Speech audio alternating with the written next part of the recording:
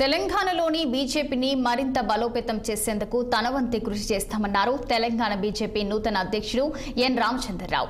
Hyderabad Nampally BJP కార్యాలయంలో కమలం party కొత్త చీఫ్గా ఆయన బాధ్యతలు స్వీకరించారు.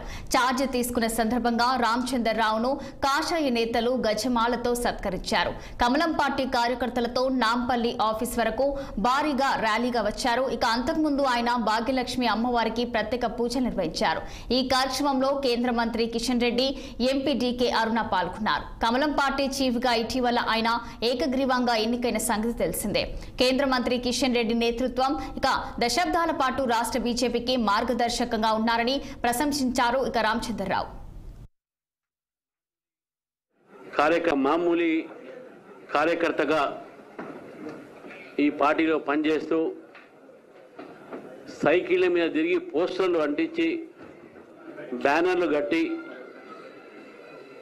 ఎలక్షన్స్లో బూత్ ఏజెంట్గా పనిచేసి బూత్ స్థాయిలో కార్యకర్తగా పనిచేసి నేను నా రాజకీయ ప్రయాణము బీజేపీలో వచ్చిన తర్వాత నేను మొదలుపెట్టాను.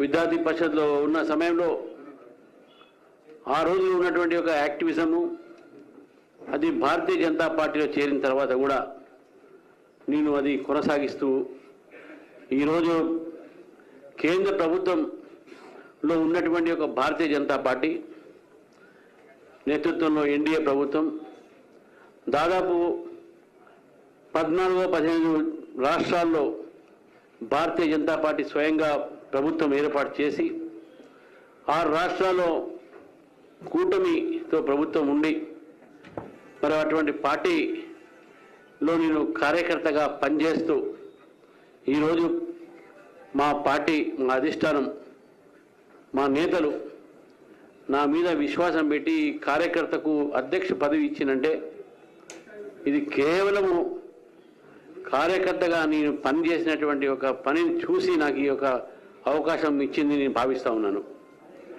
భారతీయ జనతా పార్టీ ఒక కార్యకర్తల పార్టీ. భారతీయ జనతా పార్టీ ఒక కార్యకర్తలు లక్షలాది మంది ఉన్నారు. ఈరోజు తెలంగాణలో 40 లక్షల సభ్యత్వంతో కార్యకర్తలు బూత్ స్థాయిలో నుంచి పనిచేస్తూ పార్టీ కోసం అహోరాత్రులు పనిచేయడానికి సంకల్పంతో ఉన్నారు.